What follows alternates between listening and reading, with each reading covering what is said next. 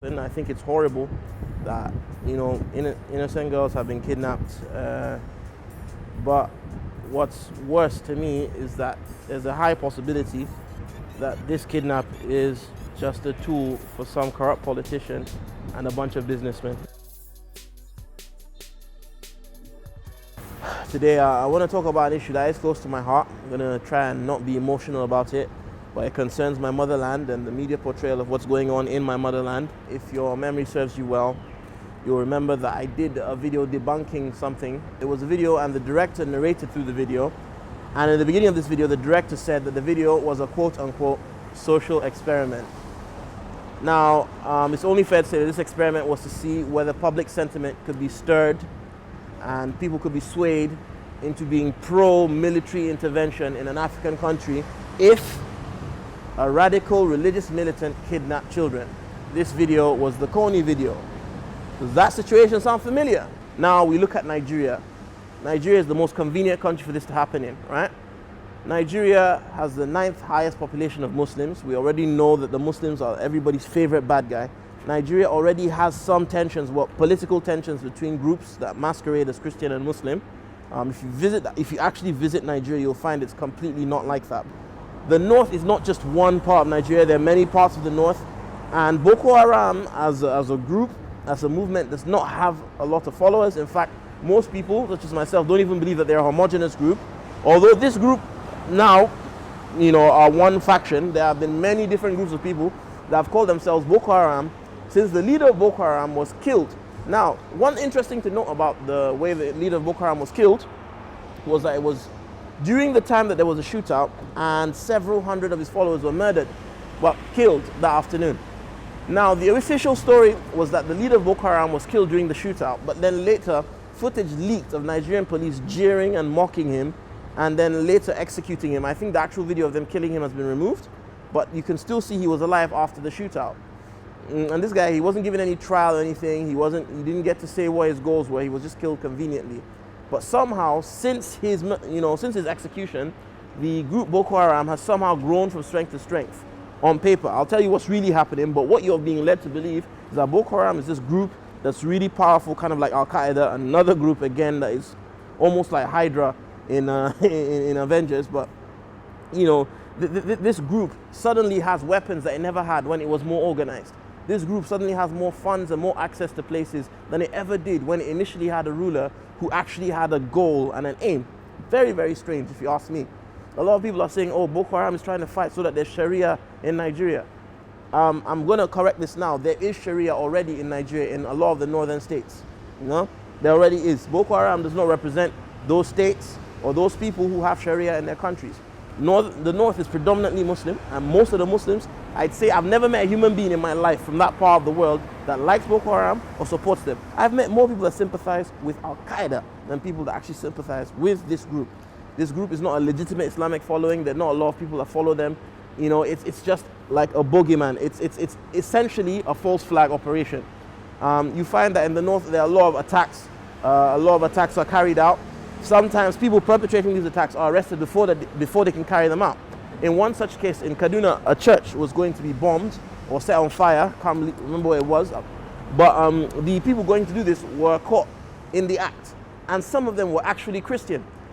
The Muslims amongst them, I think a couple of them were druggies. And they claimed that they had been paid by a senator to do what they did. It had absolutely nothing to do with religion. They claimed that a senator had paid them to do this, and one of them even had a phone number that belonged to a senator in Nigeria. This senator was not jailed, he was released on bail, and I think only this year has he resigned from duty. Doesn't that sound fishy to you? Very fishy if you ask me. Now we look into Boko Haram as a group. Let's assume that they are a homogenous group with roles, which they are not, because they don't have any territory. They don't have a manifesto of any sort. Now if you compare them to, for example, the movement in Dagestan, Chechnya, and so on, these people want independence. They actually have a state. They actually have a group of people that like them and are supporting them openly, and they're fighting against Russia to try and gain independence. Whether or not you agree with them is a totally different thing. The Taliban actually have territory. The Taliban actually have like a movement. I'm not saying I agree with them, but you can see the difference between their structure and something like Boko Haram that just randomly trolls the government. Every now and then there's a bomb. For what? They don't have any political goals. In fact, if you watch the first video that was released regarding the girls by Boko Haram, the guy didn't even know what he was talking about. In the beginning of the video, you know, he spoke about how he was going to slit the throats of George Bush and Barack Obama. I don't understand why nobody's mentioned this. I mean, surely by now you can find, I speak Hausa fluently, by the way, but surely there are people working for BBC and CNN that speak Hausa too, that could translate this. They claim he has ties to Saudi and whatnot, and Saudi Arabia. But in the video, the guy himself actually makes some very racist views about Arabs. He hates them, he hates people with light skin. It's actually there in the video. If it doesn't get taken down from YouTube, sit down with someone that speaks Hausa and watch it and have them translate it for you. You know, in the video, the initial video, you'd think that the first thing he'd do is show the girls that he has. But in the first video, he doesn't show the girls. In the first video, he doesn't even talk, he only mentions them fleetingly. And he goes on to talk about how he's going to slit Obama's throat and George Bush's throat and then sell them into slavery. Now, I know I shouldn't be laughing, but it's ridiculous. I don't know whether he's going to sell them into slavery before or after slitting their throats. Someone should explain that to me. But it's almost like he's acting. You know, like they've got this charismatic guy, they put him on camera, and he's the boogeyman that's supposed to scare the whole world. It looks so staged. And then when I watch this video, another thing springs to mind. Now, before I go into this point, you have to understand that the premise of this situation only exists, this situation exists based on the premise that Nigeria is a backwards country with no technology, no funding, no army, and they can't do. That's absolute rubbish. The Nigerian army is used by the UN in a lot of their peacekeeping missions. It's actually a very, that's probably the only thing in the country that works properly, the Nigerian army. In the north of Nigeria, you can't drive between states without being stopped by a military checkpoint. You can't. In fact, in some states like Kaduna, you cannot drive 5 to 10 minutes without police stopping you. So how is it that these guys have tanks in their video? Because the further up north you go in Nigeria, the more desert the area becomes. It's like a desert. Now, even though this happened in Chibok, Chibok, which is actually closer to Cameroon, which is more of a forest area, the man that they claim is the leader of Boko Haram, he might not even be, there might be someone else after him or before him, but this guy is originally from Niger. Now, if you look at the borders between Niger and Nigeria, there's not a lot you can hide a tank in. And if this guy isn't in any army, now if you look at the Taliban, for example, they have tanks and they had weapons because Russia invaded, they fought the Russians, they killed the Russians, and they took the Russians' weapons. There have been no wars in recent times in Nigeria which involve tanks. So there's no way these guys could have seized tanks from an opposition. And there's no way they stole tanks from countries like Niger. No way. I'm not saying that they don't have it, but in a country like Niger, if a couple of tanks, if military weaponry was of that kind was going missing, somebody would notice. Furthermore, how are they smuggling these weapons into Nigeria? I saw like 2 tanks in the video, maybe 3. The weaponry, the bombs, all the training that they have now. If they are a group that claims that Western education is haram, they're using Western weapons. Doesn't that make people think? Normally these people, if really they're religious zealots, they're very strong with their beliefs to the point where, like, for example, you find they don't use certain things. These people, their premise is Western education is haram. Not, oh, we want this law. Not like for example, I can understand Al-Qaeda using guns and bombs and whatnot. They haven't said Western education is haram. They just misappropriate how they use it. This guy speaks English. 1, Western education. 2, knows how to edit a video. Western education. 3, knows how to work a gun. 4, can train people who are illiterate to use bombs. I'm sorry, but this reeks of outside interference and government condoning. And I'm not saying the entire Nigerian government is condoning what's happening, but it is definitely in the interest of particular politicians within Nigeria to allow these things to happen so that they can discredit the current presidency. The ironically named Goodluck Jonathan has a lot of enemies within the political sphere in Nigeria, because Nigeria is like America, it's a state country. So, there are different political parties in Nigeria, and some parties have stronger thresholds in certain states than others. There are 300 languages, there are different ethnic groups. So you're bound to have people that disagree with Goodluck Jonathan. And you find that, initially when the problem was with northern rulers and in the south there was a lack of money, you found that in Nigeria the most dangerous things happen in the south. Now there's a southern person in president and the north is suffering. There's a lot less money in the north. And what do you have? Violence in the north. As long as we continue to have corrupt politicians in Nigeria, as long as Nigerian politicians continue to steal money, there will always be groups like Boko Haram. There will always be groups like the cults in universities. Nigeria has always had one group or another committing mass murders. It doesn't matter whether they were Christian or Muslim. It has always happened, and it's a direct consequence of corruption within the government. There are no ports in the north. So the only way weapons, of that size can come in is with official knowledge of them coming in. A lot of the times when bombs have blown up, it's been inside a car that was a Jeep and looked like a government issue vehicle, and that's why it was allowed into an official building's compound, hence the bomb being blown up. Where do these guys get the money for these cars? Where do these guys get the access to these cars? Where do they, it can't be what they are being made out to be. They're being made out to be a bunch of rebels and so on, and they're portrayed very much as rugged, rough rebels who don't have money and they're not educated and whatnot, but that's not the case. If they are not Western educated or Western funded, then the people that are allowing them and condoning them to do this are. The Nigerian military has helicopters. The Nigerian military also has satellite technology. This is something that a lot of people don't know.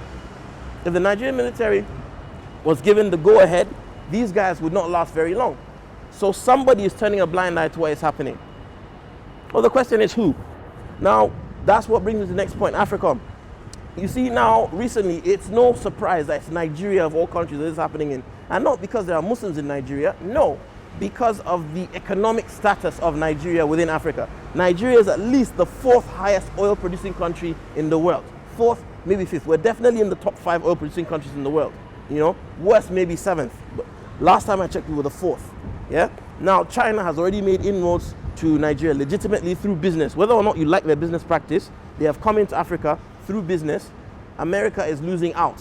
Now, a lot of you have heard this, and again, it sounds all zany and wacky, but you can actually look it up. AFRICOM is essentially the recolonialization of Africa via military presence, predominantly American military presence. And it's since this initiative got formed that you find that a lot of these conflicts in Africa have upped their ante. For example, Libya and what have you, the Central African Republic. Now, it's very, very convenient for Nigeria around this time to have these problems, because if you look recently, Nigeria has just become the biggest economy in Africa. China is actually making a lot of money off of Nigeria's prosperous economic status. Even though the money is very unequal in the way it's divided, China is making a lot of money with all their contracts that they're getting. Now, America cannot enter African countries legitimately because we won't trust them. I mean, look at the history. Look at what America is doing around the world now. So the only way America could possibly put itself into the equation and kind of fast forward its relevance in Africa is through the need of military intervention. And if you look up black ops and psyops, this has been done in Africa many times. If you look at what happened during Kwame Nkrumah's government, there are a lot of people, despite Nkrumah's being such a huge figure, there are people in a certain region of Ghana that hate him to this day because foreign agencies were able to take advantage of him and steal resources from Ghana. You look at the Nigerian Civil War, and that had outside influences as well. So what I'm saying is this situation has black ops written all over it. It has mercenary written all over it, because who else would be training a bunch of guys who claim to be illiterate, a bunch of guys who claim Western education is completely a sin to have, despite Islam's influence on Western education, but different topic for another video. But isn't it funny how these guys are illiterates, yet somehow they know how to work a gun, a camera, a tank, make bombs? Man, I'm a first-class degree holder, and I don't know how to do that, So clearly they've been funded, and America has done this so many times. If we look at the history of the Taliban, you will find, in hindsight, we know that many Taliban leaders were CIA agents. If you look at the history of a lot of countries in Africa, so for example, if you look at the horrible demise of Patrice Lumumba of Congo, yeah, if you look at how he died, you find that the CIA played a huge role. Why? Because it was of benefit. If you look at even like in Ivory Coast, you can find the same thing. Mercenary involvement has always been a very, very key factor in all the wars and conflicts of big importance in Africa. There's always been Western interest. Now, Nigeria is one of the highest oil producing countries in the world. Nigeria is a business partner with China. Nigeria, especially the part of Nigeria where they're at now, for those of you who don't know, northern Nigeria has a lot of power, like political power. Even though the resources aren't there, if you can control the north, you can have a very, very strong influence on the rest of the country. Now, you're not going to come in there via business. The north is very, very anti-West. Not anti-West, but distrusting of the West because of the history that we have with them. Now, the only way you can do this is to invite yourself or make there a problem that only you can fix. And I don't even really believe that we need American military presence to flush out Boko Haram, because the Nigerian army is more than equipped to do this. I also find it strange that the American army is, coming in. The American army has already been in Nigeria. There are already American soldiers in Nigeria. In fact, earlier in the year, just like I think 2013, they had drones flying over certain borders of northern Nigeria. It was actually in the news just for like a minute, and then it was out. So I don't even know what, why they need this whole story. They've already been sneaking into Nigeria slowly. Nigeria already has had defense contracts with Israel. Israelis deal a lot with the Ministry of Defense in Nigeria. Again, these are things that you can check. So what I'm trying to say is that people need to stop buying media presented rhetoric and actually look deeper into the problem. Central African Republic, Muslims have been butchered there, by Christians. And in fact, it doesn't even matter what religion, because they don't represent Christians, I know. And I know Muslims are doing bad things there too. But it's very odd how nobody has gone to the Central African Republic to help. Why? Because Central African Republic doesn't really have the kind of resources a country like Nigeria does. So it's not important, it's not high on the list. Libya, however, was a high priority. Even though the rebels were not organic, even though the rebels were mainly Western trained people using Western issue weapons, and a lot of those weapons seem to be finding their way into Nigeria.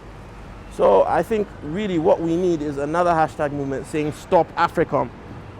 Because this is what's going to happen. It's one of two things. Maybe the 200 girls will get produced, right? And because these 200 girls get found, everybody will be like, oh, wow, America is so fantastic. Now America is going to move into Nigeria. And when America moves into Nigeria, they're going to, help the Nigerians develop a better security system, and they're going to lend their expertise. And then next thing you know, there's going to be an even bigger, the base that's already in Nigeria will become bigger. And that's it. Nigeria's an American ally of sorts. And then you find all kinds of magic will start going on with our oil. It's either that or B, which I hope doesn't happen for the sake of the parents of these girls if they actually were kidnapped, is that these girls will actually get killed. And the outrage and the uproar that is caused by this will lead people to demand further military action against Boko Haram, to have them completely wiped out, which will then entail loads of drone strikes, a la what we see in Pakistan. And there will be even more bloodshed, but people are like, no, it's okay because Americans are doing it, and they will deny the fact that loads of innocent civilians are going to die as a result of this. Either way, Nigerian politicians and their stupidity have put us in a very, very bad situation. I would like to directly address all Nigerian politicians. A little bit of corruption is fine. A little bit of looting, I mean, it's not right, but hey, that's the way the system works. But develop the country. What you guys are doing right now is terrible. You may be lining your pockets with billions right now, but the fact is this country is going to continue to become worse and worse and worse and worse. And I don't understand how the politicians in charge of our country, most of whom were ruling this country 30, 40 years ago, you've already put this country in a mess. Let new people guide this country to prosperity, or at least be merciful in the way that you plunder the country. And I like the West to stop being hypocritical too, because a lot of the money that's stolen from Nigeria is hidden by Westerners, right? The initial rulers of Nigeria were planted there. Immediately after colonization, the initial rulers of Nigeria helped plunder and loot from the country. A lot of wealth hasn't even been returned to Nigeria of certain, I'm not going to name names, but of certain ex-presidents who stole money and put them in Swiss banks.